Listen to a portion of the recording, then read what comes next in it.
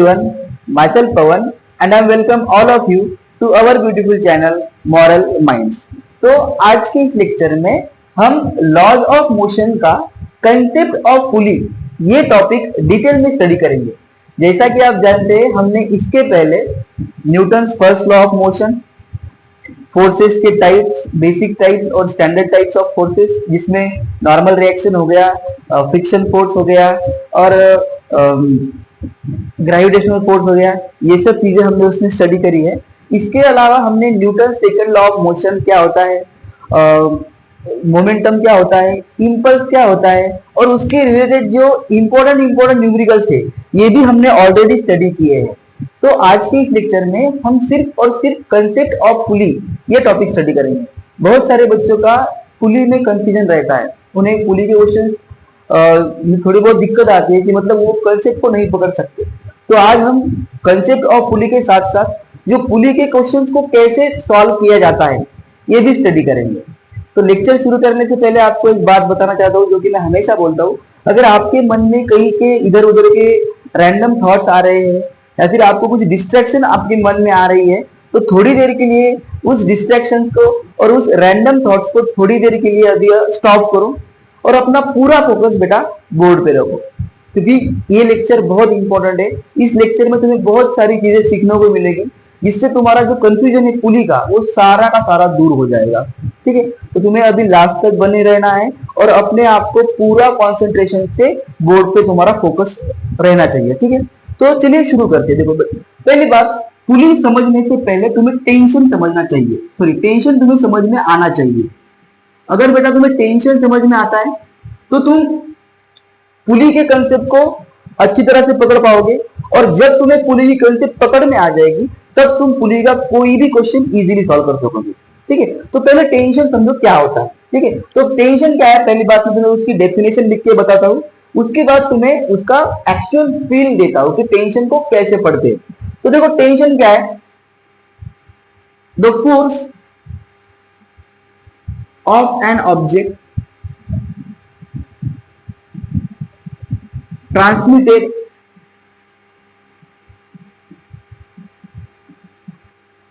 through a string when it acts at its end, when it acts at its ends and the string become taut। तो पहले इसका meaning समझो, ठीक है, अपनी ओन लैंग्वेज में इसका मीनिंग समझो और उसके बाद इसे हम पढ़ेंगे। ठीक है, डोंट वरी, कोई इसमें ज्यादा डिफिकल्ट नहीं है, बहुत सिंपल है। देखो मान लो स्ट्रिंग क्या होती है, टेंशन हमेशा स्ट्रिंग में प्रोड्यूस होता है। ठीक है, टेंशन जो है वो हमेशा स्ट्रिंग में इंड्यूस होता है, टेंशन किसी और चीज में नहीं इंड्यूस हो सकता, वो स्ट्रिंग में इंड्यूस होता है। तो देखो अपने पास एक मास है, फॉर एग्जांपल 100 kg का, फॉर एग्जांपल। ठीक है, इसको हमने एक मासलेस स्ट्रिंग कनेक्ट की और एक पर्सन है, एक पर्सन इस स्ट्रिंग को खींच रहा है।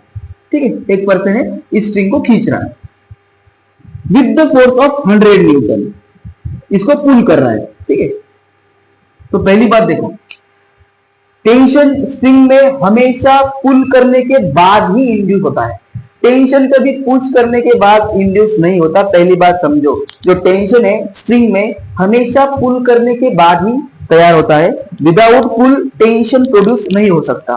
तो एक पर्सन ने इस स्ट्रिंग को, जो मासलेस है और फ्रिक्शनलेस है, इस स्ट्रिंग को पुल किया। ठीक है, तो उसने इसे पुल करने के लिए 100 न्यूटन का फोर्स अप्लाई किया, तो उस पर्सन ने स्ट्रिंग के ऊपर फोर्स अप्लाई किया। तो स्ट्रिंग ने क्या किया, उस 100 न्यूटन के फोर्स को ट्रांसमिट करके, जो वो जिस मास से कनेक्ट है उस मास पे उस स्ट्रिंग ने ये 100 न्यूटन फोर्स ट्रांसमिट किया। आई होप आपको थोड़ी थोड़ी बातें समझ में आ रही होगी। मैं एक बार फिर से आपको बताता हूँ, डोंट वरी, कोई भी हमें टेंशन लेके टेंशन को नहीं पढ़ना है, टेंशन फ्री होके टेंशन को पढ़ो। देखो अपने पास एक मासलेस फ्रिक्शनलेस स्ट्रिंग है, जो कि पॉसिबल नहीं होती, बट हम कंसीडर कर रहे हैं, ठीक है। अपने पास एक मासलेस फ्रिक्शनलेस स्प्रिंग है। एक पर्सन ने 100 केजी के मास पर 100 न्यूटन के फोर्स से उसे स्प्रिंग को अप्लाई किया पुल करके। तो ये स्प्रिंग क्या करेगी बेटा, ये स्प्रिंग इस 100 न्यूटन फोर्स को ट्रांसमिट करेगी इस मास तक, ठीक है। और ये 100 न्यूटन का फोर्स स्प्रिंग के थ्रू इस ऑब्जेक्ट पे लगेगा। आई होप तुम्हें चीजें समझ में आ रही है। ये जो अपना टेंशन है, ये जो अपना पुलिंग फोर्स है जो इसके एंड पे लगा हुआ है, वो स्प्रिंग के थ्रू ट्रांसमिट होके इस मास पे अप्लाई होगा। और जब ये फोर्स इस मास पे अप्लाई होगा तब क्या करेगा, ये मास धीरे धीरे ही सही आगे की तरफ बढ़ेगा, क्योंकि ये स्प्रिंग के थ्रू पुल हो रहा है, ठीक है। आई होप तुम्हें यहां तक चीजें समझ में आ रही होगी।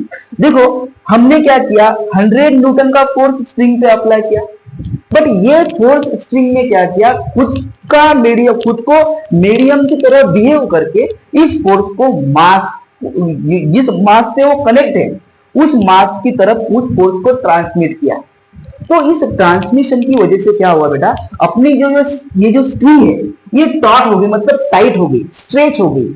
ये जो स्ट्रेचनेस है जिस फोर्स की वजह से आती है, उस स्ट्रेचनेस को हम कहते हैं बेटा टेंशन। तो ये इसका मीनिंग है। और तुम्हें 101% टेंशन का फील आ चुका है। और अगर नहीं आ चुका है तो इसके अगले लेक्चर में हमें सिर्फ और सिर्फ टेंशन और फ्री बॉडी डायग्राम देखनी है तुम्हारा, और मैं तुम्हें इसका और फील दूंगा और तुम्हें इसकी कंसेप्ट और क्लैरिफाई करूंगा। फिलहाल के लिए सिर्फ और सिर्फ टेंशन क्या है ये समझो। जब किसी स्प्रिंग पे पुलिंग फोर्स लगता है उसके एंड पे, तो वो स्प्रिंग क्या करती है, उस पुलिंग फोर्स को ट्रांसमिट करके जिस मास से वो कनेक्टेड है उस मास को वो अप्लाई करती है। उसकी वजह से उस स्ट्रिंग में वो एक स्ट्रेचनेस तैयार होती है या फिर वो टॉट होती है, ठीक है। तो उस स्ट्रेचनेस को, उस टॉटनेस को हम कहते हैं बेटा टेंशन। तो the force of an object transmitted through a string when it act at its end and the string becomes taut, that force is said to be tension. And tension is always given by, मैं आपको erase करता हूं, आपको समझ में आ चुका होगा। Tension is always given bye mg plus ma। हमने जो अप्लाई किया हुआ फोर्स है और जो ऑब्जेक्ट का मास वेट है, इनका जो एडिशन होता है वो हमेशा टेंशन के बराबर होता है। और इसका जो एसआई यूनिट होता है, जो अपने फोर्स का एसआई यूनिट होता है, वही यूनिट इसका एसआई यूनिट होता है। हम फोर्स भी न्यूटन में मेजर करते बेटा, और हम टेंशन भी न्यूटन में मेजर करते। आई होप अभी तुम्हें टेंशन की कंसेप्ट थोड़ी बहुत क्लैरिफाई हो चुकी होगी। और टेंशन कब तैयार होता है ये भी तुम्हें समझ में आ चुका होगा। टेंशन कब तैयार होता है बेटा, जब ऑब्जेक्ट को पुल किया जाता है, सॉरी जब स्ट्रिंग को पुल किया जाता है, जब स्प्रिंग को पुल किया जाता है तभी उस स्प्रिंग में टेंशन इंड्यूस होता है, ठीक है। तो आई होप तुम्हें सब चीजें समझ में आ चुकी होगी। अभी हमें हमारी मेन कंसेप्ट देखनी पड़ेगा, कंसेप्ट ऑफ पुलिंग, ठीक है। तो पुली क्या है पहले समझो, उसके बाद तो हमें कंसेप्ट देखनी है, ठीक है। अभी देखो अपने पास एक रोप है या फिर स्ट्रिंग है, ये 10 kg का मास है और एक पर्सन इसे अपनी तरफ खींच रहा है, फॉर एग्जाम्पल पुल कर रहा है, सॉरी इसे एक पर्सन पुल कर रहा है, ठीक है। सेम 10 kg का मास एक स्ट्रिंग को हमने कनेक्ट किया है, बट अभी यहाँ पे एक स्ट्रिंग लगाई है और एक पर्सन इस स्ट्रिंग को अपनी तरफ पुल कर रहा है, ठीक है। ये अपनी पुली है, पुली मतलब व्हील, ठीक है। एक व्हील का एक हमने क्या किया, एक व्हील के ऊपर स्ट्रिंग को कनेक्ट किया, उसे हमने 10 kg का मास अप्लाई किया, और एक विदाउट पुली स्ट्रिंग को हमने 10 kg का मास अप्लाई किया। और ये जो अपना F1 फोर्स है ये 10 kg को पुल कर रहा है, और ये जो अपना F2 फोर्स है ये भी अपने 10 kg को पुल कर रहा है, ठीक है। तो मेरा तुमसे एक क्वेश्चन है कि कौन सा फोर्स ज्यादा होगा और कौन सा फोर्स कम होगा। मतलब जब हम पुली अप्लाई करेंगे तब हमें ज्यादा फोर्स अप्लाई करने की जरूरत पड़ेगी, या फिर हम जब पुली अप्लाई नहीं करेंगे तब हमें ज्यादा फोर्स अप्लाई करने की जरूरत पड़ेगी। तो इसका आंसर ये है बेटा कि जब हम पुली को अप्लाई करते हैं स्ट्रिंग के थ्रू, तो जो हमारा फोर्स है वो प्रीवियस फोर्स से हमें कम लगता है, क्योंकि ये जो पुली है हमें ऑब्जेक्ट को पुल करने में हेल्प करती है। तो पुली का मेन यूज क्या है कि जब हम किसी ऑब्जेक्ट को पुल करना चाहते हैं तो विदाउट पुली हमें उसे ज्यादा फोर्स अप्लाई करना पड़ता है, पर जब हम उसे पुली अप्लाई करते हैं तब हमें उससे थोड़ा कम फोर्स अप्लाई करना पड़ता है। मतलब क्या, इस केस में टेंशन ज्यादा था, अभी इस केस में टेंशन थोड़ा बहुत कम होगा। और उसी के सिलसिले में और उसी के कंसेप्ट पे हमें आज कंसेप्ट ऑफ पुली स्टडी करना है। तो आई होप तुम्हें कंसेप्ट ऑफ पुली और पुली क्यों यूज करते हैं या फिर पुली क्यों यूज करनी चाहिए, इसका तुम्हें मेन टॉपिक समझ में आ चुका होगा। अभी हम मेन कंसेप्ट पे चलते हैं। इसके बेटा टोटल हमें आज 6 से लेकर 7 केस पढ़ने हैं। इसे केस में ही तुम्हें पढ़ना पड़ेगा। विदाउट केस स्टडी तुम पुली को मतलब पढ़ पाओगे, बट बहुत तुम्हें डिफिकल्टी जाएगी। तो इसके जो क्वेश्चन है उनको केस पे स्टडी करो कि अगर ऐसी केस आए तो क्या करें, ऐसी केस आए तो क्या करें। मेन कंसेप्ट का सहारा हमें लेना ही है बेटा, उसमें कोई हमारी मतलब दो राय नहीं है। बट जब आपको केस, अब जब आप इसको केस में क्लासिफाई करेंगे और केसेस में क्लासिफाई करके पढ़ोगे बेटा, तब तुम्हें फील भी आ जाएगा और हो सकता है कि तुम्हारा जो कंफ्यूजन है वो कंफ्यूजन नहीं रहेगा। तो अभी हमें इसे केसेस में पढ़ना है, ठीक है। तो देखो बेटा, अपनी पहली केस है बेटा, टॉपिक को भी करता हूं मैं अभी इरेज, क्योंकि हमें ज्यादा स्पेस चाहिए। मुझे तो ज्यादा स्पेस चाहिए, मुझे विदाउट स्पेस मतलब कम स्पेस को मुझे लिखना अच्छा नहीं लगता, मुझे ज्यादा स्पेस चाहिए, ठीक है। तो देखो अपने पास ये पुली है फॉर एग्जांपल, ठीक है। इसको अपन ने एक स्ट्रिंग कनेक्ट करी, इसको मैंने फॉर एग्जांपल ये m1 मास कनेक्ट किया, सॉरी m2 मास कनेक्ट किया, मैंने नहीं अपने प्रॉब्लम में दिया, ठीक है। और ये अपना m1 मास है, ठीक है। ये अपनी सेम स्ट्रिंग है, सेम। तो पहली बात समझो, जो टेंशन होता है वो always away from the string होता है, always away from the object होता है। तो इसका टेंशन इससे दूर रहेगा और इसका टेंशन भी इससे दूर रहेगा, ठीक है। इसका टेंशन T और इसका टेंशन भी T। सर आपने T और T क्यों कंसीडर किया? सर आपने यहाँ पे T1 और यहाँ पे T2 क्यों कंसीडर नहीं किया? तो इसका सिंपल सा आंसर है बच्चा, ये स्ट्रिंग सेम है और सेम स्ट्रिंग में सेम टेंशन रहता है, वेदर वो स्ट्रिंग कहीं पे भी हो, सेम स्ट्रिंग में सेम टेंशन रहता है। तो ये अपनी स्ट्रिंग सेम होने की वजह से जितना टेंशन इस पॉइंट में रहेगा उतना ही टेंशन इसी पॉइंट में रहेगा। यहां से तुम्हें दो चीजें सीखने को मिली है, और भी चीजें तुम्हें केसेस में सीखने को मिलेगी। तो इस केस में तुम्हें दो चीजें सीखने को मिली है। पहली बात क्या कि tension is always away from the object और act always away from the object, ठीक है। और उसके बाद क्या है कि सेम स्ट्रिंग में सेम टेंशन होता है, तो इस पॉइंट में भी टेंशन T रहेगा और इस पॉइंट में भी टेंशन T रहेगा। तुम्हें डायग्राम से क्या दिख रहा है? तुम्हें डायग्राम से दिख रहा है कि जो अपना m2 मास है वो नीचे की तरफ आ रहा है और m1 का मास जो है वो ऊपर की तरफ जा रहा है। फॉर एग्जांपल ये अपनी स्ट्रिंग यहाँ पे कनेक्टेड है, ठीक है, ये अपना आ रहा है, ठीक है, ये रिएक्शन है उसकी, ठीक है। अभी देखो, तो ये ऑब्जेक्ट m2 नीचे आ रही है, मतलब इसका मोशन इससे ज्यादा है, तो इसका जो एक्सेलरेशन रहेगा वो पॉजिटिव रहेगा, इसका जो एक्सेलरेशन रहेगा वो इससे कम रहेगा। तो तुम्हें इसकी इक्वेशन कैसे बनाने हैं ये तुम्हें समझ में आना चाहिए। देखो, ये जो ऑब्जेक्ट है अपनी ये ऊपर की तरफ जा रही है m1 मास, ये m2 मास नीचे की तरफ आ रहा है, तो इसका इक्वेशन बनता है बेटा T minus m1g is equal to m1a। T is equal टू mg प्लस ma होता है। तो हम उसे इस तरह से सेट कर रहे हैं। तो ये जो ऑब्जेक्ट ऊपर जा रही है मतलब इसका एक्सेलरेशन इसके एक्सेलरेशन से कम है, तो इसका इक्वेशन बनता है बेटा T minus m1g is equal to m1a। इसे हम कहेंगे बेटा इक्वेशन नंबर 1, ठीक है। अभी ये जो ऑब्जेक्ट है वो नीचे की तरफ आ रही है, मतलब इसका एक्सेलरेशन जो रहेगा वो इससे ज्यादा रहेगा। तो इसका जो इक्वेशन हम कंसीडर करेंगे वो इक्वेशन कंसीडर करेंगे अपन बेटा m2g minus T is equal to m2a। I hope तुम्हें फर्स्ट केस के जो दो इक्वेशन कैसे लिखे जाते हैं ये समझ में आ चुका होगा। मैं इसको ज्यादा जोर नहीं दे रहा हूं, क्यों? क्योंकि इसको सिंपल तरीके से ही पढ़ो। जोर देके अगर पढ़ाने की कोशिश करूंगा तो तुम्हारा जो फ्यूज है और मतलब फ्यूज हो सकता है। तो इसे सिर्फ सिंपल तरीके से पढ़ो कि जब तुम्हें ऐसी केस मिले जिसमें एक मोशन नीचे की तरफ जा रहा है, सॉरी एक मास नीचे की तरफ जा रहा है, एक मास ऊपर जा रहा है, मतलब ये इसका एक्सेलरेशन इसके एक्सेलरेशन से मतलब ये इसका मोशन ज्यादा है, इसका मोशन कम है। तो इसका इक्वेशन लिखा जाता है T minus m1g is equal to m1a। और इसका इक्वेशन लिखा जाता है बेटा m2g जो कि पॉजिटिव होता है और इसका टेंशन इसमें से माइनस होता है बेटा, क्योंकि इसका टेंशन इसका टेंशन मतलब इसका tension away from the object है, तो इसका जो मास, इसका जो वेट रहता है m2g, इसके मोशन की वजह से पॉजिटिव रहता है और इसका जो टेंशन है वो निगेटिव रहता है। ठीक है, तो m2g minus t is equal to m2a। इसका फील्ड भी तुमको देता हूं, देखो ये टेंशन जा रहा है बेटा ऊपर, तो टेंशन तो पॉजिटिव रहेगा। ये m1 भी जा रहा है ऊपर, तो m1 तो ऑब्वियसली नीचे की तरफ जाना चाहिए क्योंकि वो उसे ग्रेविटी अपनी तरफ खींच रही है। बट इस मोशन की वजह से क्या हुआ, इस मास की वजह से क्या हुआ, ये उसको अपोज कर रहा है, तो इसी की वजह से इसे हम माइनस कंसीडर करते हैं। ठीक है, टेंशन तो ऊपर जाएगा।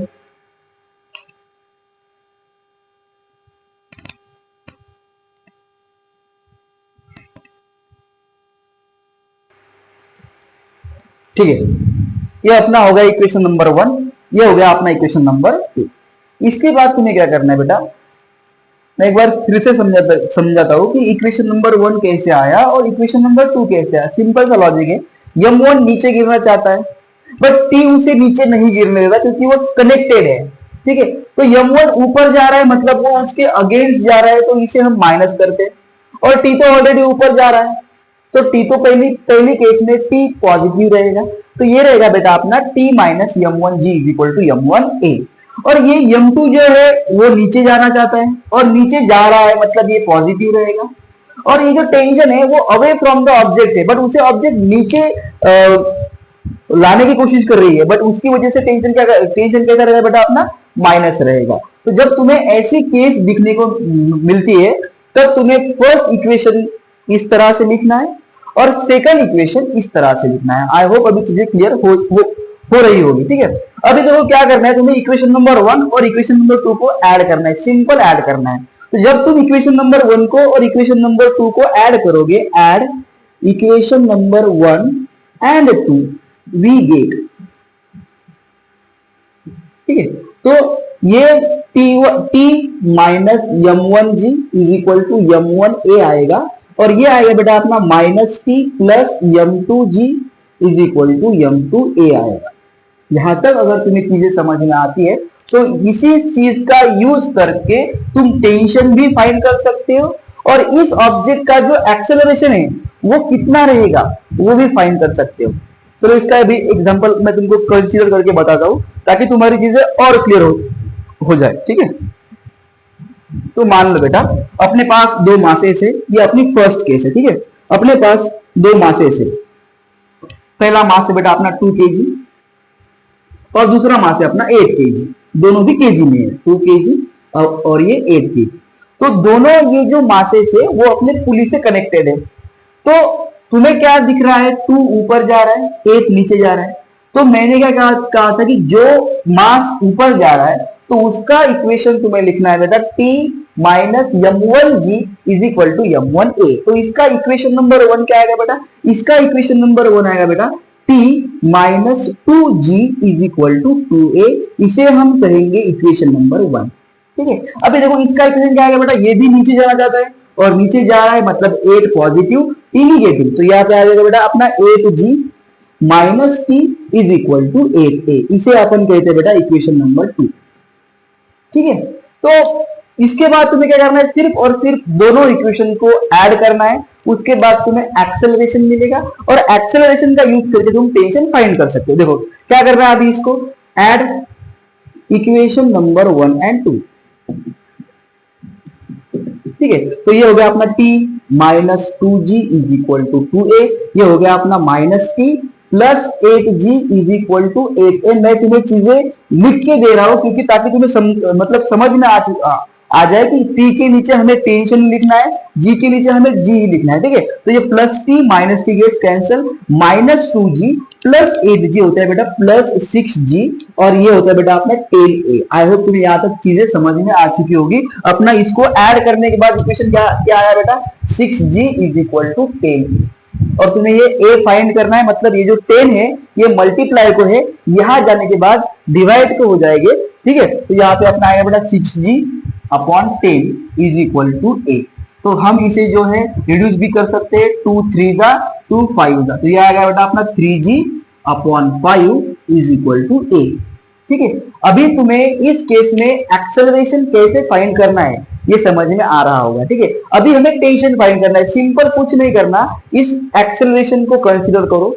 एक तो इक्वेशन नंबर 1 में पुट करो या इक्वेशन नंबर 2 में पुट करो, तुम्हें सीधी तरह से अपनी जो स्ट्रिंग है उसमें जो टेंशन इंड्यूस हुआ है उसकी वैल्यू मिल जाएगी। तो सिंपल ये है कि इसे इक्वेशन नंबर 1 में ही रखो, क्योंकि यहाँ पर हमें रेडीमेड टी दिया गया है, तुम्हारे एक स्टेप बच जाएगी। तो जो इक्वेशन नंबर 1 है उसी में ए को पुट करो, ठीक है। मतलब तुम्हारे एक स्टेप जो है तुम्हें लिखने का जो टाइम है तुम्हारा एक स्टेप का बच जाएगा। तो putting the value of a in equation number 1 we get T minus 2g is equal to 2 multiply by a that is 3g upon 5।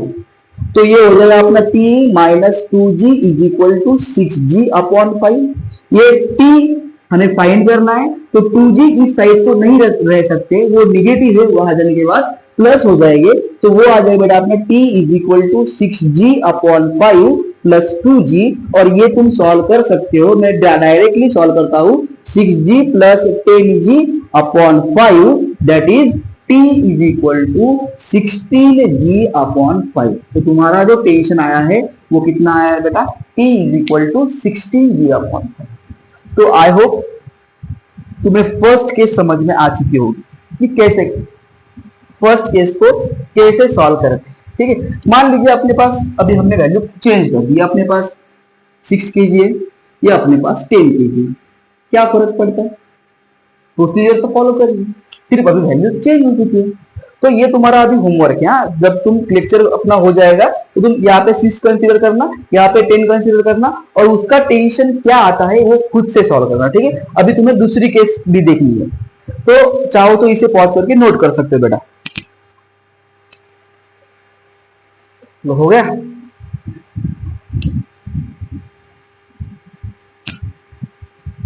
अभी देखो,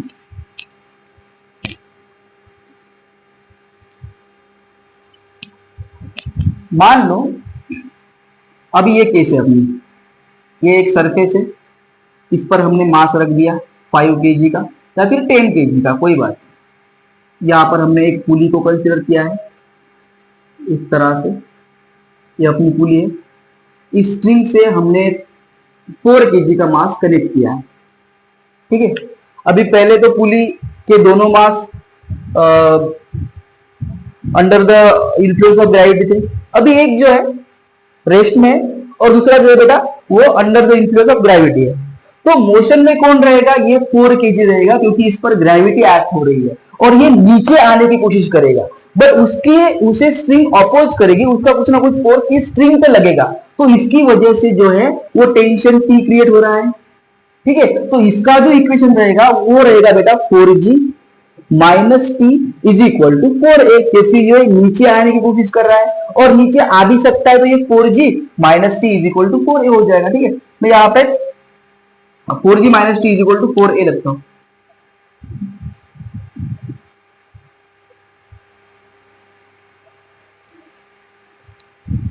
चलो देखो, ये अपना 4g minus T is equal to 4a, क्योंकि देखो ये under the influence gravity act हो रहा है, ये नीचे आने की कोशिश करेगा, मतलब इसका एक्सीलरेशन पॉजिटिव रहेगा, तो ये 4g इसका टेंशन इससे दूर जाएगा, मतलब ये t जो है माइनस रहेगा, तो ये 4g minus T is equal to 4a। ये हो गया अपना इक्वेशन नंबर 1, ओके।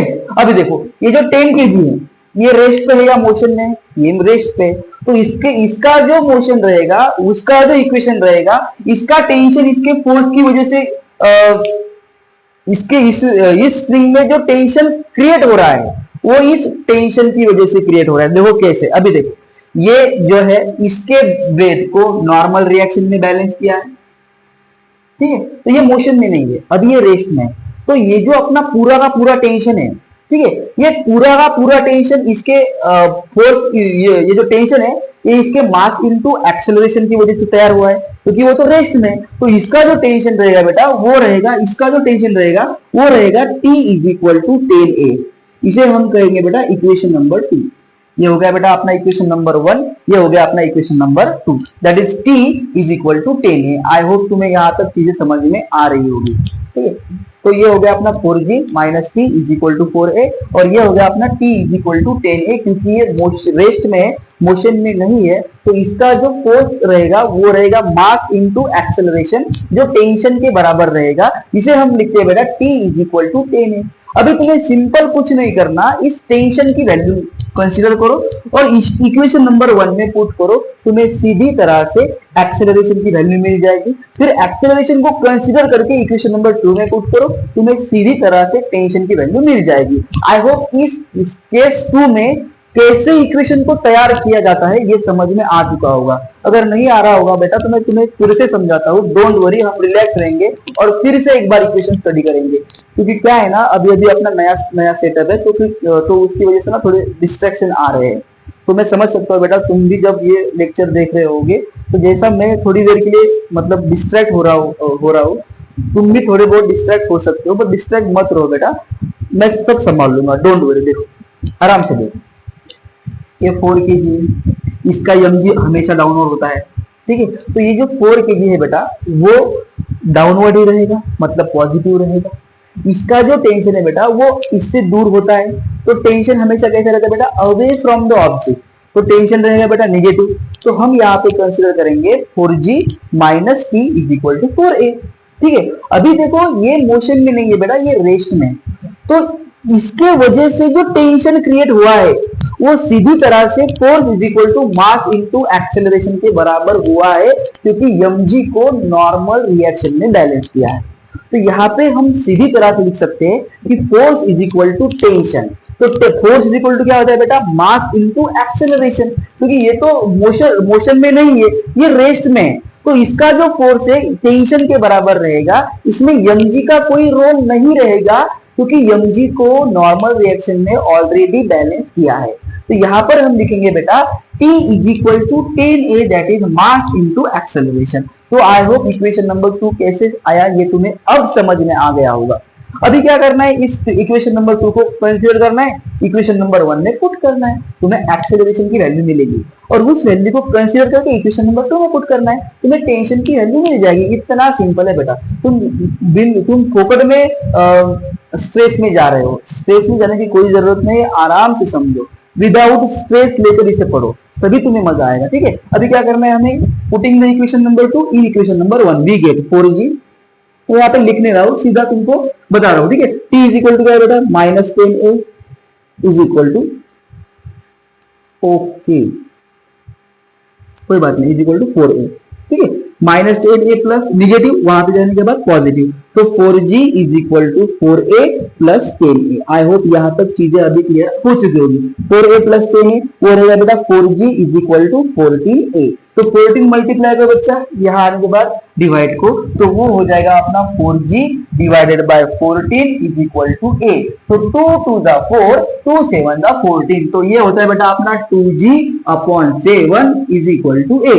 आई होप एक्सेलरेशन कैसे आया इस केस में अभी ये क्लियर हो चुका होगा, डोंट वरी, कोई कंफ्यूजन नहीं रखूंगा, 101% तुम्हारी हर एक कंसेप्ट क्लियर करूंगा, चाहे मुझे कितना भी टाइम लगे, चाहे मुझे कितना भी जोर देना पड़े, बट जब तक तुम्हारी कंसेप्ट क्लियर नहीं होगी बेटा तब तक मैं नहीं रुकूंगा, ठीक है। तुम्हारा 1% भी कंफ्यूजन नहीं रखना है मुझे, ठीक है। तो ये हो गया अपना एक्सेलरेशन 2g अपॉन 7, उसको उठाओ यहाँ पे पुट करो, सीधी तरह से टेंशन मिल जाएगा। तो t इज इक्वल टू क्या आएगा बेटा, क्या आएगा अपना, t is equal to 10 multiply by 2g upon 7, तो t इज इक्वल टू क्या होता है 20g अपॉन 7। तो जिस ऑप्शन में तुम्हें 20g अपॉन 7 दिया गया है उस ऑप्शन को तुम टिक करोगे। कभी कभी तुम्हें g की वैल्यू पुट करने को कहा जाता है, तब उस केस में लास्ट में वैल्यू पुट करना, फर्स्ट में पुट मत करना, क्योंकि थोड़ी बहुत गड़बड़ हो सकती है।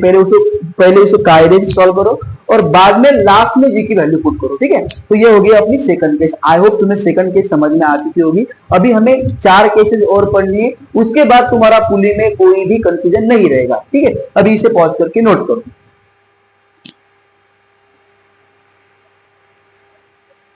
हो गया। अभी हमें थर्ड केस देखेंगे, उसके बाद फोर्थ, उसके बाद फिफ्थ, उसके बाद सिक्स्थ एंड एक सिंपल सा प्रॉब्लम कंसीडर करेंगे। उसके बाद तुम्हारा खेल खत्म, मतलब पुली का खेल खत्म। तुम्हारा तो खेल अभी अभी शुरू हो चुका है, तुम तो अभी अभी सिर्फ और सिर्फ मैदान में उतरे हो, तुम्हें और कुछ बहुत चीजें सीखनी है, ठीक है। देखो ये अपनी थर्ड केस है बेटा। ये अपनी प्यारी सी पुली, यहाँ पे एक स्ट्रिंग, ये अपना मास m1, वही स्ट्रिंग, ये अपना मास m2, ठीक है। ये तीसरी स्ट्रिंग, सॉरी दूसरी स्ट्रिंग, ये अपना मास m3, ठीक है। अभी देखो एक पुली है अपनी, एक पुली को अपन ने इस केस में दो की जगह तीन मास कंसीडर कनेक्ट किए हैं। ये अपना पहला मास m1, ये अपना दूसरा मास m2, ये अपना तीसरा मास m3। केस इंपॉर्टेंट है, इस केस में तुम्हें बहुत सारे प्रॉब्लम देखने को मिलेंगे, ठीक है। अभी देखो सिंपल सा हमें कोई इक्वेशन पहले तैयार करने पड़ेंगे, उसके बाद उन्हें सॉल्व करना पड़ेगा। तो देखो m1 जो है वो नीचे जाने की कोशिश कर रहा है, क्योंकि इसका m1 जी हमेशा डाउन होता है, बट m2 की वजह से और m3 की वजह से वो ऊपर जाएगा, मतलब माइनस m1 जो है वो माइनस रहेगा। तो अभी देखो यहाँ पे रहेगा टेंशन T1, यहाँ पे भी रहेगा टेंशन T1। आई होप तुम्हें चीजें समझ में आ रही होगी, क्योंकि ये स्ट्रिंग सेम है बट ये स्ट्रिंग अलग है। तो यहाँ का टेंशन रहेगा बेटा T2, यहाँ का भी टेंशन रहेगा T2। फर्क सिर्फ इतना है, ये डाउनवर्ड है और ये अपवर्ड है। आई होप तुम्हें अभी इसका डायग्राम समझ में आ चुका होगा। ये मैंने इसको कनेक्ट कर दिया, ठीक है। ये अपनी तीसरी केस हो गई। तो आई होप तुम्हें m1 डाउनवर्ड, ये T1 upward, T1 upward, m2 downward, T2 downward, ये समझ में आ रहा होगा, ठीक है। m3 भी अपना डाउनवर्ड जा रहा है, ठीक है। आई होप तुम्हें ये चीजें समझ में आ रही है। अभी देखो इसका इक्वेशन क्या आएगा बेटा, जैसा कि तुम जानते हैं इक्वेशन क्या आएगा इसका, T1 minus m1g is equal to m1a, equation number 1। मुझे नहीं लगता कि तुम्हें फिर से इसे एक्सप्लेन करने की जरूरत है, बट मैं करता हूं, डोंट वरी। m1 नीचे जाने की कोशिश कर रहा है, बट इन दो मासेस की वजह से वो ऊपर जाएगा, मतलब m1 की वैल्यू पॉजिटिव नहीं रहेगी, m1 की वैल्यू निगेटिव रहेगी। टेंशन ऊपर की तरफ बढ़ रहा है, मतलब पॉजिटिव है, तो इसका रहेगा बेटा T1 minus m1g is equal to m1a, ठीक है। अभी देखो m2 को इस केस में हमें थोड़ा ज्यादा फोकस करके पढ़ना पड़ेगा। देखो m2 जो है वो m2 दो स्ट्रिंग से कनेक्टेड है, मतलब ये दो, इसका रिलेशन दो टेंशन के साथ है, एक T1 के साथ है और एक T2 के साथ है। m2 नीचे जाने की कोशिश कर रहा है और m2 नीचे ही जा रहा है, मतलब m2 अपना पॉजिटिव रहेगा बेटा, ठीक है। इसका एक्सेलरेशन पॉजिटिव रहेगा। तो यहां पे मैं लिखता हूं m2g, ठीक है। टेंशन T1 जो है इससे अवे है, टेंशन T1 इससे अवे है, तो टेंशन T1 रहेगा बेटा माइनस T1। अभी ये टेंशन T को भी कनेक्टेड है, बट देखो ये जो टेंशन m3 का T2 टेंशन है वो m2 को जाके मिल रहा है। आई होप तुम्हें चीजें समझ में आ रही है बेटा। m3 का जो टेंशन है, m3 की वजह से दूसरे स्ट्रिंग में जो टेंशन क्रिएट हुआ है, जिसे हमने T2 कहा है, वो T2 m2 को मीट हो रहा है, मतलब इस केस में T2 m2 के साथ ऐड होगा, माइनस नहीं होगा, क्योंकि m3 की वजह से टेंशन T2 m3 से दूर जाएगा और m2 के साथ कंबाइन होगा। तो यहाँ पे इस केस में टेंशन T2 m2 के साथ ऐड होगा बेटा। तो ये जो टेंशन T1 है ये माइनस रहता है और ये टेंशन T2 प्लस रहता है। आई होप तुम्हें ये चीजें समझ में आ रही होगी, ठीक है। इज इक्वल टू m2 है, क्योंकि टेंशन इज इक्वल टू होता है बेटा m1g plus mg plus m है। तो यहाँ पे हमने टेंशन को कुछ इस प्रकार से अरेंज किया है। तो m2g minus T1 plus T2 is equal to m2a, इसे हम कहेंगे बेटा इक्वेशन नंबर 2। आई होप तुम्हें इक्वेशन नंबर 1 और इक्वेशन नंबर 2 किस तरह से आया है ये समझ में आ चुका होगा। अभी देखो इक्वेशन नंबर 3 तो सिंपल है, m3 नीचे जाने की कोशिश कर रहे हैं और नीचे ही जा रहा है, मतलब वो पॉजिटिव रहेगा। m3g माइनस T2, क्योंकि T2 इससे अवे है, इज इक्वल टू m3a। ये हो गए अपने इक्वेशन नंबर 3। अभी इक्वेशन नंबर 3, ये equation number 1, equation number 2, equation number 3 तो हमने प्रोड्यूस कर दिए, मतलब तैयार किए हैं। बट अगर हमें इस केस में टेंशन फाइंड करना पड़ेगा, तो टेंशन तो दो है, एक T1 है, एक T2 है।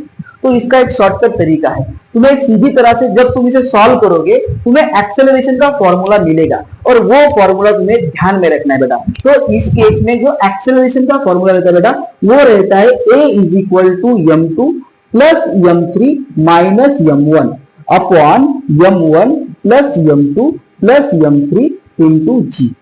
अगर ये फॉर्मूला तुम्हें आता है तो तुम इस केस को इजीली सॉल्व कर सकते हो, ठीक है। अभी देखो ये अपना एक्सेलरेशन का फॉर्मूला है m2 plus m3 minus m1 upon m1 plus m2 plus m3 multiply by g। और इस फॉर्मूला का यूज करके तुम इस केस में एक्सेलरेशन फाइंड कर सकते हो। और एक बार तुमने अगर एक्सेलरेशन फाइंड कर दिया तो तुम्हें T1 भी मिल जाएगा और तुम्हें T2 भी मिल जाएगा। तो एक बार इसे पॉज करके नोट करो। अभी अभी हम इसके बेस पर क्वेश्चन ट्राई करेंगे और उस क्वेश्चन से तुम्हारी हर एक कंसेप्ट क्लियर हो जाएगी। ठीक है, तो इसे पॉज करके नोट करो बेटा। चलो ठीक है, आई होप तुम्हें ये चीज समझ में आ रही होगी। ये एक्सेलरेशन जब तुम फाइंड करोगे तुम्हें इक्वेशन नंबर 1 में पुट ए को इक्वेशन नंबर 1 में पुट करना है, तुम्हें T1 मिलेगा, और तुम्हें ए को इक्वेशन नंबर 3 में पुट करना है, तुम्हें T2 मिलेगा। ठीक है, कैसे करते हैं एक क्वेश्चन हम ट्राई करेंगे, उस पर से तुम्हारी कंसेप्ट क्लियर हो जाएगी। देखो बेटा, प्रोसीजर बहुत इंपॉर्टेंट है। अगर तुम्हें प्रोसीजर आती है ना तो तुम कोई भी क्वेश्चन इजीली सॉल्व कर सकते हो। सिर्फ और सिर्फ प्रोसीजर इंपॉर्टेंट है। अगर प्रोसीजर आती है तो कोई भी क्वेश्चन तुम्हें इजीली आएगा। ठीक है, तो प्रोसीजर पर फोकस करो in the case of pulley, क्योंकि कंसेप्ट तो तुम्हें अभी मैंने पढ़ाई है, बहुत कायदे से पढ़ाई है। अभी सिर्फ और सिर्फ तुम्हें प्रोसीजर देखनी है। जब तुम्हें प्रोसीजर भी आ जाएगी तब तुम पुली का कोई भी क्वेश्चन सॉल्व कर सकते हो। ठीक है, अभी देखो मान लो अपने पास ये M1 है 2 kg, M2 है अपने पास 6 kg और M3 है अपने पास 10 kg, 2 6 10। ठीक है, तो 3 मासेस है, केजी में है तीनों भी। ठीक है, ये भी केजी में है। ठीक है, 2 kg 6 kg 10 kg तीनों भी कैसे बेटा केजी में है। और तुम्हें टेंशन T1 और टेंशन T2 फाइंड करना है, तो पहले तो इक्वेशन तैयार करने पड़ेंगे। इक्वेशन अपने पास रेडीमेड है, T1 माइनस M1 क्या रहेगा बेटा अपना, M1 की जगह पे अब रहेगा 2, M1 की जगह पे क्या रहेगा बेटा 2, M2 की जगह पे अब रहेगा बेटा 6। ठीक है, और यहाँ पे भी क्या रहेगा बेटा 6। मेरे साथ सॉल्व करो, हाँ, नहीं तो पॉज करके सॉल्व करो खुद से। ठीक है, अभी देखो M3 के पास क्या रहेगा बेटा 10 और यहाँ पे भी क्या रहेगा बच्चा 10। M2 की जगह पे क्या रहेगा 6, M3 की जगह पे 10, M1 की जगह पे 2। ठीक है, यहां पर भी क्या रहेगा, यहां तो सीधा प्लस करते हैं अपन, 6 प्लस 10 प्लस 2। तो 6 प्लस 10 कितना होता है बेटा, 6 प्लस 10 होता है सर 16। 16 में से 2 गए, कितने बचे 14। ठीक है, बहुत क्लोज हो गया क्या, यहां पे लिखता हूं। ठीक है, A is equal to 6 plus 10 16, 16 minus 2 14, तो ये आएगा अपना 14, 10 plus 6 16, 16 plus 2 18 multiply by g. Reduce होता है A is equal to 7/9 into g. ठीक है, ये जी है, ये 9 है। ठीक है, ये हो गया अपना एक्सेलरेशन। अभी क्या करना है, इस एक्सेलरेशन को तुम्हें पुट करना है इक्वेशन नंबर 1 में, तुम्हें T1 मिलेगा। फिर से तुम्हें इस एक्सेलरेशन को इक्वेशन नंबर 3 में पुट करना है, इक्वेशन नंबर 2 में नहीं पुट करना है। ठीक है, इक्वेशन नंबर 3 में पुट करना है, तब तुम्हें T2 मिलेगा। ठीक है, तो putting the value of acceleration in equation number 1 we get what we get, T1 minus 2g is equal to 2 multiply by 7/9 into g. ठीक है, तो T1 minus 2g upon is equal to 14/9 multiply by g. ठीक है, तो ये minus 2g negative, वहां पे जाने के बाद पॉजिटिव, क्योंकि हमें T1 फाइंड करना है। तो T1 क्या आएगा बेटा, T1 आएगा 14/9 plus 2 in bracket multiply by bracket g। ठीक है, तो ये g यहाँ पर भी कॉमन नहीं आता है, तो मैंने इसको कॉमन करके इसको प्लस कर दिया। अभी देखो ये कितना आएगा बेटा अपने T1 is equal to 18 plus 14, ये तुम्हें आता है क्रॉस मल्टीप्लाई। ठीक है, 9 to the 18 plus 14 I think होता है 32/9 इंटू जी, ये आ गया अपना T1। ठीक है, आई होप तुम्हें T1 कैसे आया ये समझ में आ चुका होगा। पॉज करके यहां तक नोट करो, मैं तुम्हें अभी T2 फाइंड करके बताऊंगा। ठीक है,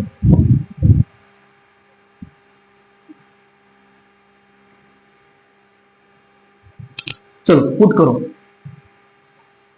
क्या आई अपनी A की वैल्यू, A की वैल्यू आई अपनी 7/9 इंटू जी, तो यहां पे लिखता हूं मैं 10g। ठीक है, minus T2 is equal to 10 multiply by 7/9 multiply by g. तो 10g minus T2 is equal to 70/9 is equal to g, sorry into g. तो ये अभी T2 निगेटिव है, वहां पे जाने के बाद पॉजिटिव, ये पॉजिटिव, यहां पे आने के बाद निगेटिव। इस यहां पे हम लिखेंगे बेटा T2 is equal to 10g, sorry हाँ 10g यहाँ पर 10 लिखता हूँ, -70/9 इंटू जी। इतना मैथ तुम्हें आता है बेटा, ठीक है। 9 10 जा 90, 90 - 70 कितना होता है 20, ठीक है। तो अपना जो T2 आया वो कितना आया बेटा 20/9 multiply by G. I hope तुम्हें इस केस में T1 कैसे फाइंड करते हैं, T2 कैसे फाइंड करते हैं, वो जो 3 इक्वेशन है वो 3 इक्वेशन कैसे फाइंड करते हैं ये समझ में आ चुका होगा। पॉज करके इसे भी तुम नोट कर सकते हो, ठीक है। इसके बाद जब मैं थर्ड या अपनी तीसरी केस हो गई, फोर्थ, फिफ्थ और सिक्स केस जब तुम्हें बताऊंगा और जब मैं यहाँ पे वैल्यू कंसीडर करूंगा ऑब्जेक्ट के मासेस के, तब तुम्हें मेरे साथ उसे सॉल्व करना पड़ेगा, ठीक है। पॉज करो या फिर मेरे साथ सॉल्व करो। अभी फिलहाल इससे पॉज करके नोट करो बेटा। चलो हो गया। आई होप तुम्हें 3 चीजें अभी क्रिस्टल क्लियर हो चुकी होगी। अभी सिर्फ 3 केसेस और बचिए, उसके बाद तुम पुली में प्रो हो जाओगे। प्रो जैसे होता है ना अपना पबजी में प्रो, फ्री फायर में प्रो, वैसे तुम पुली में भी प्रो हो जाओगे, डोंट वरी। अभी देखो फोर्थ केस है अपनी। मान लो अपने पास एक राइट एंगल ट्रायंगल है, ठीक है। ये अपना एंगल थीटा है, यहाँ पे हमने पुली रखी है, ठीक है। ये अपना मास m1 है और ये अपना मास m2 है। डायग्राम बन जाए यार, ठीक है। ये अपना मास m2 है। बहुत गंदी बनी है डायग्राम, फिर से ड्रॉ करता हूं, ठीक है। शिट, अब बन जाएगा, ठीक है। ये हो गया अपनी m2 डायग्राम। देखो अभी तुम्हें क्या करना है, इसका डायरेक्ट फॉर्मूला याद रखना है। इसके अगले लेक्चर में मैं तुम्हें टेंशन के बारे में बताऊंगा और फ्री बॉडी डायग्राम के बारे में बताऊंगा। तो जब तुम्हारा फ्री बॉडी डायग्राम ये कंसेप्ट क्लियर हो जाएगा, तब मैंने यहाँ पर क्या क्या चीजें लिखी है ये तुम्हें अभी 50% समझ में आ सकती है या फिर 100% समझ में आ सकती है।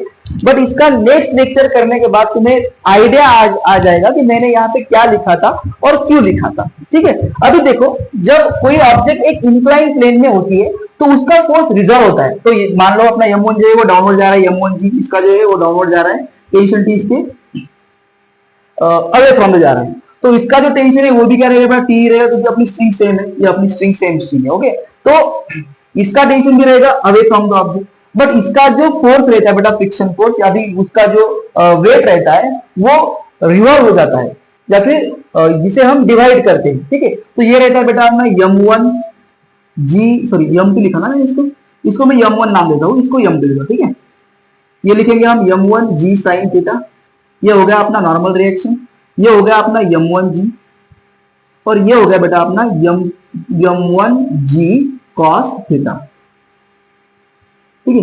तो जब कोई ऑब्जेक्ट इंक्लाइन प्लेन में रहती है तो उसके जो वेट होता है, फोर्स होता है, वो रिजॉल्व होता है इस कंपोनेंट में। यहाँ पे रहता है बेटा m1g साइन थीटा, यहाँ पे रहता है बेटा m1g cos थीटा। इसके वेट को, इस m1g cos थीटा को नॉर्मल रिएक्शन में बैलेंस किया, और इसका m1g जो है इसके रिजल्टेंट, ये जो अगर हम इसे पैरेललोग्राम लॉ अप्लाई करते हैं तो उसके केस में वो m1g इस प्रकार से आएगा। अभी अगर तुम्हें चीजें क्लियर नहीं हो रही है तो घबराने की कोई जरूरत नहीं है। इसके अगले लेक्चर में मैं फ्री बॉडी डायग्राम का लेक्चर करवा रहा हूं, उसमें तुम्हारी ये सब चीजें जो बहुत सिंपल है, सभी चीजें क्लियर हो जाएगी, क्रिस्टल क्लियर हो जाएगी।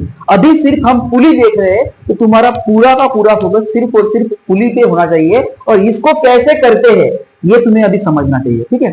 देखो बेटा, इसका जो फोर्स रहेगा, इसका जो इक्वेशन रहेगा बेटा वो रहेगा m2g minus t is equal to m1a, ठीक है। इसका जो रहेगा बेटा t minus m1g sine theta is equal to m1a। ये तो तुम्हें समझ में आ चुका है। अभी ये देखो, m1g साइन थीटा नीचे जाने की कोशिश कर रहा है, बट इसके वजह से वो ऊपर खींचा जा रहा है।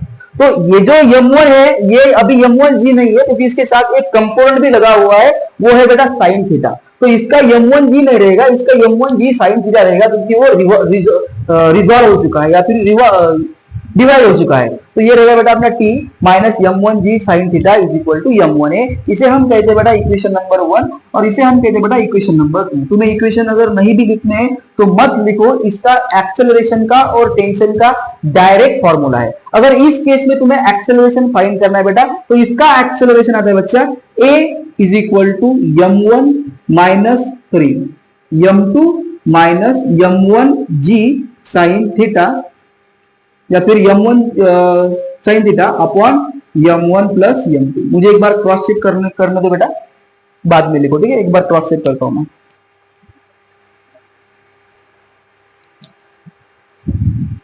फॉर्मूला ओके, ठीक है। m2 minus m1 sine theta bracket के बाहर जी है, ठीक है, अपॉन m1 प्लस m2। इसका डायरेक्ट फॉर्मूला है एक्सेलरेशन का, और इसका डायरेक्ट फॉर्मूला बेटा आपके टेंशन का। टेंशन का फॉर्मूला है t is equal to m1 m2 into 1 plus sine theta multiply by G upon m1 plus m2। तो इस केस में तुम्हें ये दो फॉर्मूले याद होने चाहिए। अगर तुम्हें ये दो फॉर्मूले अगर आते हैं तो तुम इस केस का क्वेश्चन इजीली सॉल्व कर सकते हो। अभी इसे अपना दिमाग मत लगाओ, अभी इस पर फोकस करो। इसका दिमाग तुम्हें कल लगाना है, इसके अगले लेक्चर में लगाना है, जब मैं तुम्हें फ्री बॉडी डायग्राम और जो अपना टेंशन रहता है, ये सब जब चीजें तुम्हें पढ़ाऊंगा तब तुम्हारी ये कंसेप्ट 100% क्रिस्टल क्लियर हो जाएगी। अभी सिर्फ अपना फोकस इस पे रखो बेटा, ठीक है। m2 मतलब ये, m1 मतलब ये, ठीक है। m2 minus m1 sine theta, theta जो रहता है ये रहता है बेटा अपना, ये एंगल रहता है, इसे हम थीटा कहते हैं, ठीक है। तो इस पर मैं अभी वैल्यू कंसीडर करूंगा, तुम्हें मेरे साथ सॉल्व करना पड़ेगा या फिर खुद से सॉल्व करना पड़ेगा, ठीक है। तो इसे पॉज करके नोट करो, मैं अभी तुम्हें वैल्यू भी कंसीडर करके बता रहा हूं, ठीक है। हो गया? आई होप हो गया। चलो मान लो अपना m2 है 10 और अपना m1 है फॉर एग्जांपल 16 या फिर 8 पकड़ता है, और अपना थीटा है बेटा 30 डिग्री, फॉर एग्जांपल थीटा है अपना 30 डिग्री, ठीक है। अभी हमें टेंशन फाइंड करना है इस केस में। तो पहले हम क्या करें, मान लो हमें एक्सेलरेशन भी पूछा गया हो और टेंशन भी पूछा गया कि find the acceleration and tension in the following case.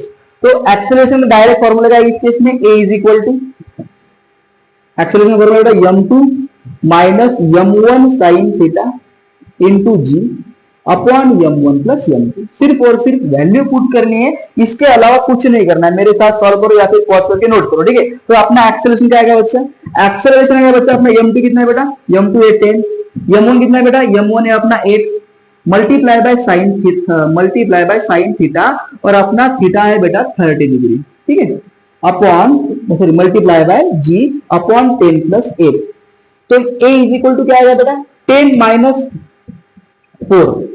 Sir आपने 10 माइनस 4 डायरेक्टली कैसे लिखे, साइन 30 की वैल्यू होती है बेटा 1/2, तो 8 मल्टीप्लाई बाय 1/2 कितना रहेगा बच्चा, 8 मल्टीप्लाई बाय 1/2 रहेगा बेटा 4। तो इसका आंसर क्या आएगा बेटा अपना 10 minus 4 upon 18 multiply by g. तो एक्सेलरेशन कितना आया, एक्सेलरेशन आया बेटा a is equal to 6 upon 18 into g, ठीक है। तो अपना जो एक्सेलरेशन है वो है बेटा 6 1 जा 6, 6 3 जा 18, दैट इज g। तो it is implies that in this case our acceleration has been calculated that g upon 3 metre पर सेकंड का स्क्वायर, ठीक है। a is equal to g by 3 metre पर सेकंड का स्क्वायर। तो आई होप तुम्हें इस केस में एक्सेलरेशन कैसे फाइंड करते हैं ये समझ में आ चुका होगा, ठीक है। तो अभी हमने एक्सेलरेशन फाइंड करा, अभी हमें टेंशन फाइंड करना है। तो टेंशन का डायरेक्ट फॉर्मूला है t is equal to m1 multiply by m2 into 1 plus sine theta multiply by g upon m1 plus m2, ठीक है। तो t is equal to m1 कितना है बेटा अपना 10 sorry 8 multiply by 10 upon m1 plus m2 is equal to 18, ठीक है। इसके बाद 1 plus sine 30 multiply by g, तो ये हो जाएगा अपना t is equal to 80 upon 18, ठीक है। और ये हो जाएगा बेटा अपना 1 upon 1 plus 2 multiply by g। तो ये हो जाएगा बेटा अपना 2 4 जा 8 0, ये होगा अपना 9 multiply by 3/2 multiply by g।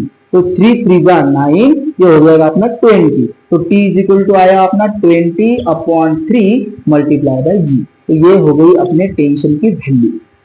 तो आई होप तुम्हें इस केस में टेंशन कैसे फाइंड किया जाता है, एक्सेलरेशन कैसे फाइंड किया जाता है ये समझ में आ चुका होगा। तो इसे पॉज करके अभी नोट करो बेटा।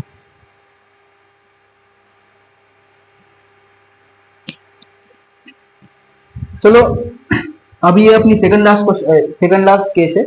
इसके बाद एक एक दो केसेस और है बट वो सिंपल है, वो आप कर लोगे। ठीक है, ये जो मेन कंसेप्ट थी वो मैंने आपको बताने की कोशिश की है।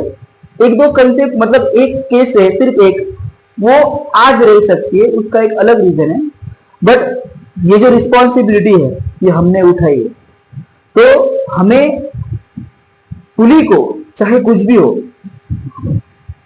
आखिर तक सॉल्व करके उसकी हमें हर एक कंसेप्ट की धज्जियां उड़ानी है। ठीक है, तो एक सेकंड लास्ट एक छोटी सी केस रहती है जो आज हम नहीं कवर कर सकते, उसका एक अलग रीजन है, बट डोंट वरी, मैं उसके लिए आपको सिर्फ एक स्पेशल लेक्चर करूंगा और उस लेक्चर में सिर्फ वही केस पढ़ाई जाएगी जिसमें उस केस को हम डिटेल में पढ़ेंगे और मोस्ट डिटेल में पढ़ेंगे और उसकी जितने भी आज तक की पीवाईक्यूज है उन्हें भी हम कंसीडर करेंगे। तो अगर वो केस रहती है बाय चांस तो मैं उसके लिए सेपरेट एक लेक्चर बनाऊंगा, इसमें सिर्फ वही केस स्टडी हो जाएगी, उसकी हर एक बारीकी को हम पढ़ेंगे, उसके बाद हम उसके कुछ पीवाईक्यूज भी कवर करेंगे। ठीक है, तो अभी देखो ये अपनी सेकंड लास्ट केस है, मतलब अभी लास्ट ही केस है, एक छोटा सा प्रॉब्लम था वो सिर्फ आपके साथ डिस्कस होगा, उसके बाद आप इन केस में से वो जो मतलब जो बची है उसको अगर आप छोड़ दोगे तो ऐसी केसेस को आप इजीली सॉल्व कर सकोगे बेटा, 101% गारंटी के साथ में आपको बोल रहा हूँ। आपने इस स्टेज तक इस लेक्चर को देखा, मतलब मैं आपको नुकसान नहीं होने दूंगा, मैं आपको हर एक कंसेप्ट डिटेल में पढ़ाऊंगा, डोंट वरी, और हमें पढ़नी भी है। ठीक है, अभी देखो अपने पास एक ट्रायंगल है, इस ट्रायंगल पे अपन ने पुली रख दी है। अब ये राइट एंगल ट्रायंगल नहीं है, इसके पहले राइट एंगल ट्रायंगल था। इस पुली को हमने सेम स्ट्रिंग पे दो मास कंसीडर करें, एक है मास m1, एक है मास m2। तो ये भी इंक्लाइन प्लेन पे है, इसका एंगल है अल्फा, ये भी इंक्लाइन प्लेन पे है, इसका एंगल है बीटा। अभी देखो m1 और m2 जो है इसके जो वेट है m1g, ये इंक्लाइन प्लेन की वजह से रिजॉल्व होते हैं। ठीक है, तो ये जो m1g साइन अल्फा होता है ये डाउनवर्ड की तरफ रहता है। ठीक है, इस प्रकार से m1g cos अल्फा डाउनवर्ड रहता है, ये लेफ्ट हैंड साइड को रहता है, तो इसे बैलेंस करता है नॉर्मल रिएक्शन। और according to parallelogram law of vector addition m1g जो इसका रिजल्टेंट है वो इस तरह से रहता है। सिमिलरली यहाँ पे m1g साइन बीटा डाउनवर्ड रहता है, normal reaction m2g cos beta को बैलेंस करता है और इसका जो रिजल्टेंट है m2g वो कुछ इस प्रकार से आता है। ठीक है, और ये tension T away from the mass m2, tension T away from the mass m1। तो इस केस में अगर आपको एक्सेलरेशन फाइंड करना है तो एक्सेलरेशन का फॉर्मूला है a is equal to g into m1 sine alpha minus m2 sine beta upon m1 plus m2। और अगर आपको टेंशन फाइंड करना है तो फॉर्मूला है बेटा t is equal to m1 m2 into sine alpha plus sine beta into g upon m1 plus m2। अगर आपको ये फॉर्मूले आते हैं तो आप कोई भी क्वेश्चन इजीली सॉल्व कर सकते हो। अभी हमने क्वेश्चन कंसीडर करेंगे। देखो मान लो ये अपना अल्फा है, ये 45 डिग्री, ये भी अपना 45 डिग्री। ठीक है, m1 है अपने पास 10 kg m1 और m2 है बेटा अपने पास 4 kg। फॉर्मूला हमें तो फॉर्मूला आता है, तो हम अभी हम फाइंड करेंगे बेटा एक्सेलरेशन। क्या फॉर्मूला अपना एक्सेलरेशन का? a is equal to g m1 sine alpha. तो m1 साइन अल्फा की वैल्यू क्या है बेटा? m1 साइन अल्फा, m1 कितना है बेटा अपना 10 मल्टीप्लाई बाय साइन अल्फा जो है वो है 45 डिग्री। ठीक है, माइनस m2 साइन बीटा, अभी m2 की वैल्यू 4 और मल्टीप्लाई बाय साइन बीटा की वैल्यू बेटा अपनी 45 डिग्री। ठीक है, अपॉन m1 प्लस m2 मतलब 10 प्लस 4। तो a is equal to g into 10 multiply by 1 by root 2 minus 4 multiply by 1 by root 2, क्योंकि रूट 45 की वैल्यू होती है बेटा, सॉरी 45 की वैल्यू होती है बेटा साइन 45 की 1 बाय रूट, ये तुम जानते हो। तो 10 प्लस 4 हो गया अपने 40, तो a इज इक्वल टू हो जाएगा अपना g बटे 40 into 10 upon root 2 minus 4 upon root 2। तो a इज इक्वल टू क्या आएगा बेटा अपना g upon 14 multiply by 10 minus 4 that is 6 upon में रूट 2। तो अपना जो एक्सेलरेशन आया वो आया 6g बटे 14 रूट 2 मीटर पर सेकंड का स्क्वायर। तो आई होप इस केस में एक्सेलरेशन कैसे फाइंड करते हैं ये तुम्हें समझ में आ चुका होगा। एक्सेलरेशन को एक बार पॉज करके नोट करो, फिर तुम्हें टेंशन भी मैं चलते चलते बता देता हूं। ठीक है, पॉज करो उसे नोट करो बेटा। ठीक है, हो गया। अभी हमें देखना है टेंशन। टेंशन का भी फॉर्मूला क्या है बेटा? m1 m2 into sine alpha plus sine beta upon m1 plus m2 into g. तो t इज इक्वल टू क्या है बेटा अपना, t is equal to m1 into m2 मतलब 10 मल्टीप्लाई बाय 4, ठीक है, into sine alpha plus sine beta मतलब sine 45 plus sine 45 क्योंकि अल्फा और बीटा सेम है, अपॉन m1 प्लस m2 मतलब 10 प्लस 4 मल्टीप्लाई बाय जी।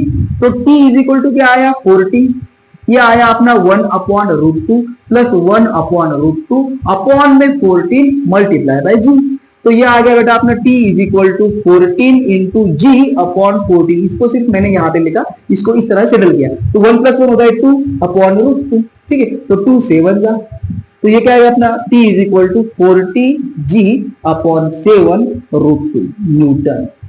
तो इस केस को आपको इस तरह से सॉल्व करना है। आज हमने पुली की 5 केस कंसीडर करी। आई होप आपको हर एक केस समझ में आ चुकी होगी, ठीक है, तो इसे भी आप एक बार पॉज करके नोट करो। चलो हो गया। अभी एक क्वेश्चन है, मतलब उसको अगर एक बार मैंने डिस्कस कर लिया तो आप इसमें आपको फिर कोई भी टेंशन लेने की जरूरत नहीं पड़ेगी, पुली का भी कोई टेंशन लेने का जरूरत नहीं पड़ेगा, ठीक है। मान लो तुम्हें ये पुली दी गई हो फॉर एग्जाम्पल, इस पे अपन ने 2 मास जोड़े, एक है 3 kg का, एक है अपना 2 kg का, ठीक है।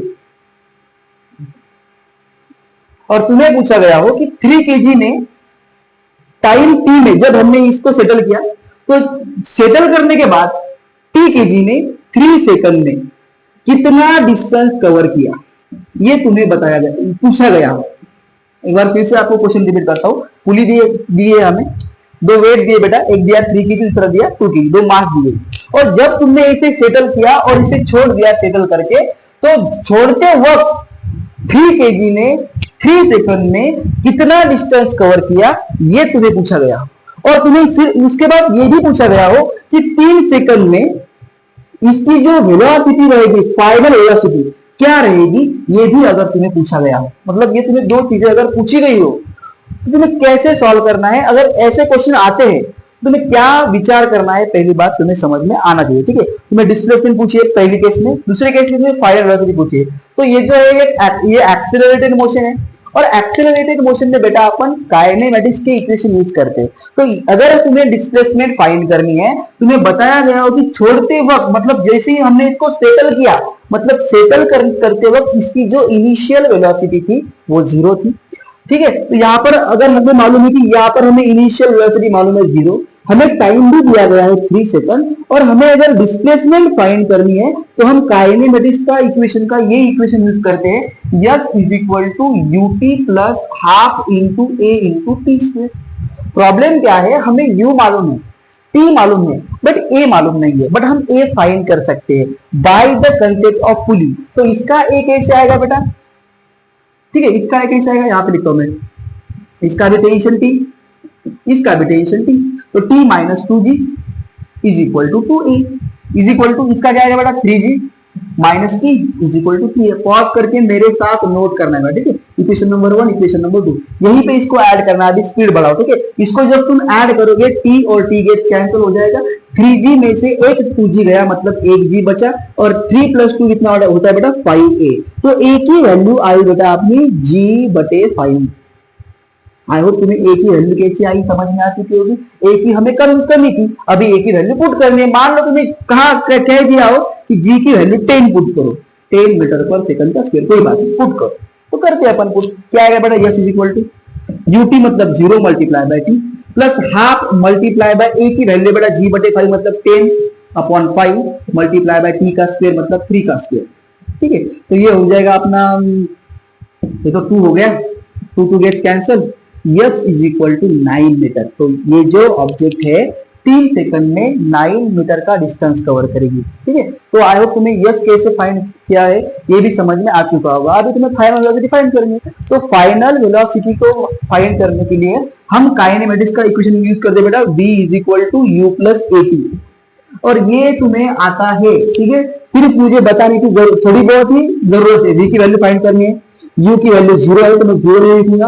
a की वैल्यू क्या है बेटा आपने, a की वैल्यू आई अपनी 2, यहाँ पे हमने 10/5 लिखा, ठीक है। तो ये आ गया अपना 2, ठीक है। तो यहाँ पे मैं लिखता हूँ 2 multiply by T, that is 6 metre पर सेकंड। तो इसकी जो वेलोसिटी रहेगी वो रहेगी 6 मीटर पर सेकंड, और इसे ये 3 सेकंड में 9 मीटर का डिस्टेंस कवर करेगा। ठीक है, तो ऐसी भी प्रॉब्लम बनते हैं।